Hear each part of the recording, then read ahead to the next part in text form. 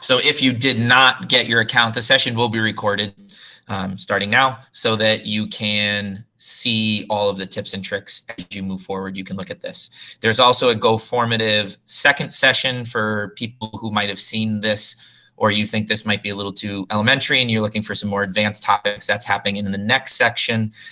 So if you have used GoFormative before but are looking for more tips and tricks, you might want to go to the second session. Let me present my screen over here.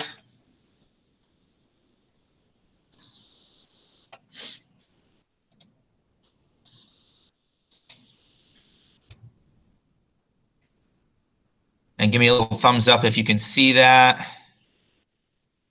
All right, I get some thumbs up. Perfect. So this is the sign-in screen for GoFormative. It's GoFormative.com.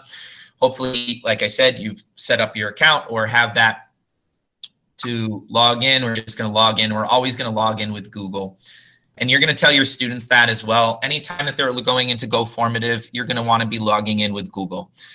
They do have the ability to type in names and join into tests potentially with not their Google account, and then you'll get duplicate versions. So to avoid that, they always are going to be logging in with Google, with their apps account. So what is GoFormative? GoFormative is an assessment platform.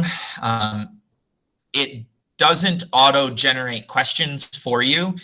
You have to generate the questions yourself. So basically, if you have a test that you have created in the past, or you're looking to assess, either it be a long assessment or even just a short 2-3 question assessment, you can create something on GoFormative, put in whatever questions you want, and GoFormative can help you grade that and give feedback back to your students so that it's all organized and easily set up on this platform. All right.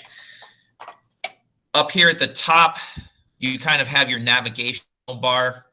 You've got your classes. This is a nice little tracker, and then a library. Your formatives are what your assessments are. So they call them formatives, kind of like a formative assessment. You can use it for, summative assessments as well, but they call them formatives.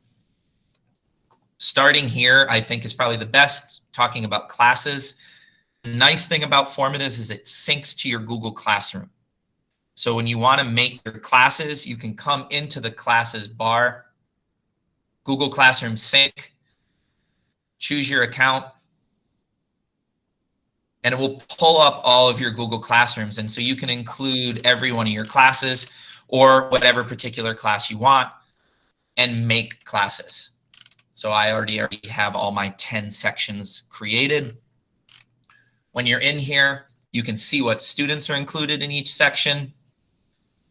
And then if you click on this little circle over here, anytime you see this little circle and you put in a check mark, a bar pops up in the bottom and will give you more options. You can delete them. You can add co-teachers, which is really nice. If if you're working with special education students and you want to add in their special education teacher as a co-teacher, they can see those formatives right there very easily. You can clone the class, lock it. You can update the sync if you need to, or you can archive your classes if you're done with them. Click off that little checkbox. In here, you also can get a join code for students. So you don't really need this because you're going to be syncing through your Google Classroom. But if you were to create a class and you needed to get someone who isn't in your Google Classroom into your class for some reason, maybe you're making a club and you want to use this for your clubs. I don't know, whatever assessment you might need to make for a club. You can, if they're not in a Google Classroom, you can pass out this join code to them. And then when they log in, they can join your class. Before I get rolling, any questions about classes before we start looking at making formatives? I don't want to move too quick through here because if you haven't seen this before, there's a lot of little things to click on. Good. All right. So back to the formatives tab. Inside of here, it kind of follows a Windows file structure where you can make folders and then nest formatives inside of them. So for example, I have baselines, and inside my baselines folder, I have 4 different baselines that I tested my students on at the beginning of the year. You have to use this little blue navigational bar up here to get it back, and you can create different folders. I'm going to go into my trials folder. And I'll just show you a little intro test that I made for the kids to try out different types of problems, and then we'll look at how to create this.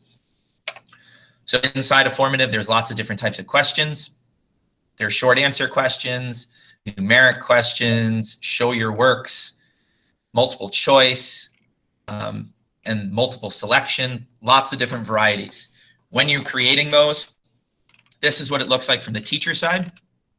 And then when it pushes out to the student, the cool thing is that you can actually click on this little eyeball up here in the top right, and you can see what it would look like on a phone, on like an iPad type tablet, or what it would look like to students on their Chromebooks. So in real time, you can see, did I create this question in a way that's going to be user friendly, or is it going to be something that's confusing? Did I put the directions in the right place? Do I need to modify my questions? Click the little X and you go back to your view. All right. Going back over here, let's create a little formative. So I'm going to go over to a new formative. And the first thing I'm going to do is give it a title.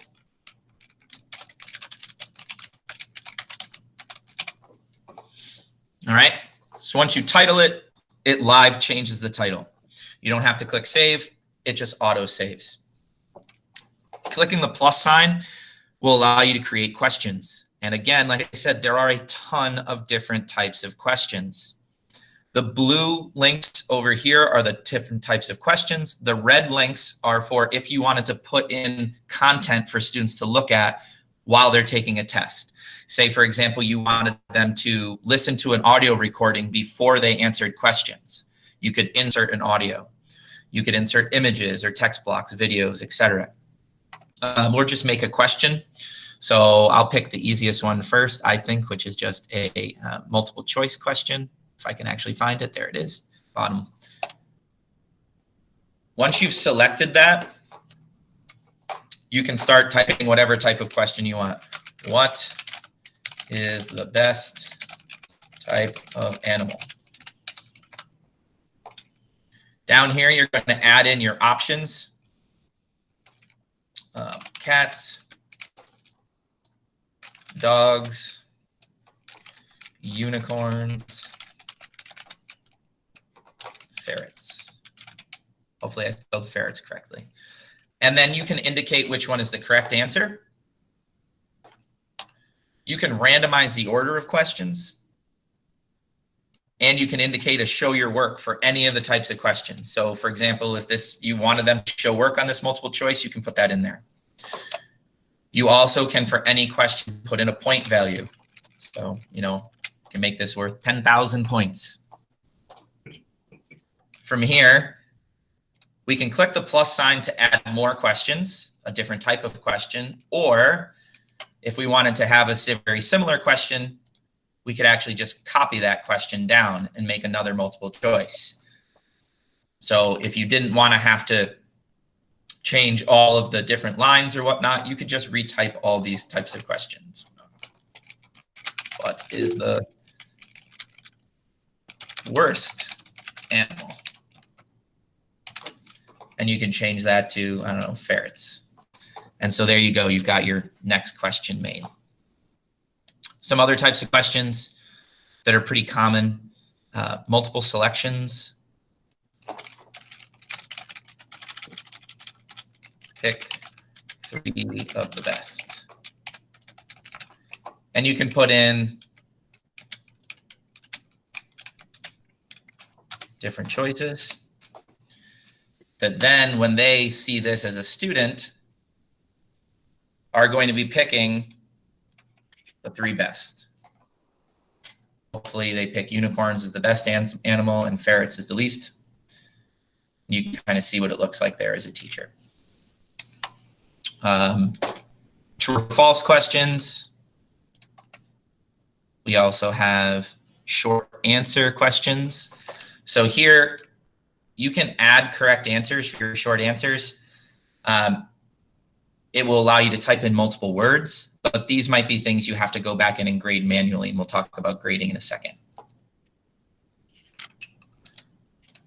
My most common ones in math are numeric, where the cool thing is in here, you can add in some math, and it gives you a little math keyboard that you can add in. You can also add in images, audio, and whatnot into every one of these little questions. So there's lots of power for you to put in whatever you want into your questions. You can paste in images, you can add in different functionality from this little plus sign over here. When they have numeric answers, they actually have the ability to have a keyboard in here to put in their numeric answer. So maybe they wanted a mixed number answer. And again, down here, we can show our work. We can allow partial matches and share lots of different things. The best way to kind of go through this that I found is to be able to go through and play with the different types of questions. I could spend 20 minutes talking about every single different type of question, but it's kind of repetitive. Questions you guys have on just creating a formative? Oh, I see something in the chat, but I didn't have it open. Sorry, Carlson. When you show your work, can you still see the question you are working on? Kindergarten cop. Sure. So if I show you, if I put in a show your work right here, and then I let you see what it's looking like from a student, when you click on show your work, the question still appears in this right-hand side over here. And in this show your work area, kids can write, type, add in images, put in shapes. All right, so there is that. They can see their question. Yes, it's small, but they can click on it to enlarge. Oh, you already answered that question, Amy. Thank you. Can students go back and edit their responses once they have answered a question? So that's a good question. Once students, let me get out of here. So if you assign this, and we'll talk about assigning in a second, when at the end of it, the students are going to have a submit button. So they're going to see all of these questions on their screen, and they're going to have the option to answer them. If they go back before they hit submit, they can change whatever they want in the test, just like it was a piece of paper that they were working on their desk. Once they hit submit, there is the ability, and I think Amy's going to get into this a little bit more in the more advanced section, there is an ability for you to allow them to make edits to it, or to have them not be able to make edits to it. So it's kind of your choice, and you can actually grade it, and then they can look at it and then make edits afterwards if that's what you want, or you can turn it back or say, you know, make edits to this before I even grade it. So there is the option to either allow that or not allow that. Is there a way to make time limits or other techniques to decrease cheating? Yes, there is a way to assign with a time limit, Liz. You can actually, and Amy will get into this too, I think, assign it with a starting time and an ending time or a length for the assessment. You can randomize the order of questions, and you can randomize the order in multiple choice questions to what the options are. Sometimes that works nicely in randomizing questions, and sometimes it doesn't. It depends on how you set up your test. If there's a question that kind of needs to come first and then you randomize it and it mixes everything up, then it's a little bit trickier. So you have to be careful with that. But those are kind of the ways that we found that you can kind of limit the cheating. All right, other questions before I kind of go quickly into showing you guys how to assign something? I have a question. Yep, hold on 1 second. Let me turn up my volume. Okay. All right, go ahead. So my question is, where I inserted content, and then I used the questions that were on the document for students to like show their work. And I was just wondering, how do I insert the correct correct answers for that through that document if I'm not actually creating the question in the GoFormative. So you're talking about like using a PDF version of a test and putting questions on there? Yes.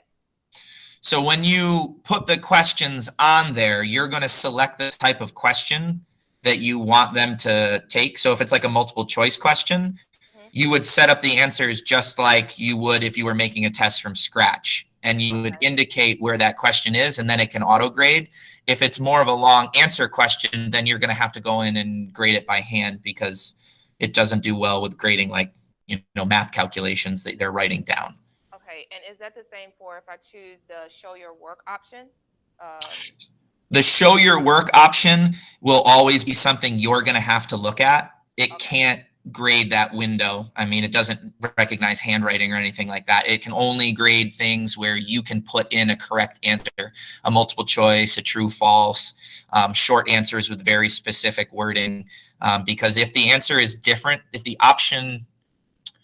answer they type in the box is different in any way than the answer you put in, it will mark it wrong. So for example, if you were to type in the answer is 1000 and they put 1,000 and you didn't put a comma in your answer, it will mark it wrong. You have the ability to go in and add that as a secondary answer type, and it will mark it correct after that. But it's very specific in what it's looking for when it grades. Okay. All right. Thank you. Does that make sense? All right, cool. All right. Anything else? All right, so the cool thing is that you go to the exact same place to edit your document that you would to assign your document. So when you're in your formative, if I go back over here and I go, oh, here's my formative that I want to assign, I can go back in here, quickly peruse it, make sure that the questions are still appropriate. I don't need to make any changes to it, and I can assign right from in here. Now I have a listing of all my different classes. And I can select what classes I want to assign it to. So if I wanted to assign it to every one of my classes, I could do that. I wouldn't recommend it. I generally assign one class at a time in very specific ways. Julie, I'll get to your question in 2 seconds. Just let me go through the assigning process. Inside of here, you have the ability to just assign it. So when the students log into GoFormative, it will show up on their home screen, or you can assign it and post to Google.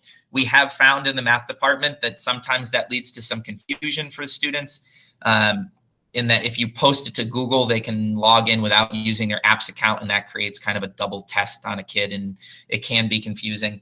I generally now just assign it and have them log into GoFormative to get their test. There are some options in here, and this is where Amy will get into a little bit more of it. I'm not going to go into it because this can take 20 minutes just to explain the different options in here. But this is where you would put in like your time limits and if you allow editing or whatnot. And maybe we'll get into that a little bit more. Let me get out of there. So once you assign it to that class, you can, let me go to a test that I've already assigned. And go over here to, let me go to the operations baseline. So I assigned this to all of my classes. I can now view my responses, and I've already graded this. You can see the whole test across all the different questions and what questions students got right and what questions students got wrong. You can go into individual questions, and inside each individual class, you can see every student's response to that question and if they got it right or wrong. And you can do that across the entire test. So you can see every one of your classes all at the same time. Now, I have small classes because I'm an intervention teacher. Amy has larger classes. So when she looks at it, there'll be like, 15 or 20 kids, and it'll look a little bit different than mine. I tried to pick mostly multiple choice for the beginning, but then I do have some sections where you can see students had to show their work. And you get the lovely question marks every once in a while in math, and all the way over to, here's a set of order of operations answers where they're showing their steps all the way down the page. You can collapse those classes so you don't have to see different ones. I generally only grade one class at a time. You can give partial credit by moving this little slider around or by typing in your point value. You can also give feedback to a student right on here by clicking draw feedback and writing right on here.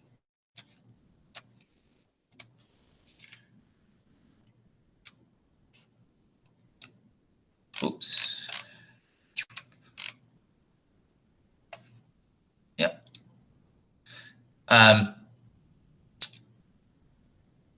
Let me get to your questions. Julie, can it partially grade an assignment if you use multiple choice? And yes, it can. It will grade everything that it is capable of grading, and then for the things it isn't. So if I go back over here, I think somebody took a ops benchmark yesterday that I didn't grade yet. Whoops. So it'll show up as gray boxes if it can't grade it, and it shows up as green or red if it has been graded, and then I know I have to go into that gray box to do the grading for it. When correcting if a student's font is so small that I cannot read it, how do I enlarge their work? That's a great question, Nancy. You can click on their actual writing, and I think you can zoom in using your magnifying glass. So hopefully that will work. If not, then you might have to have them redo it or resubmit if they took a picture and it's just too tiny to see.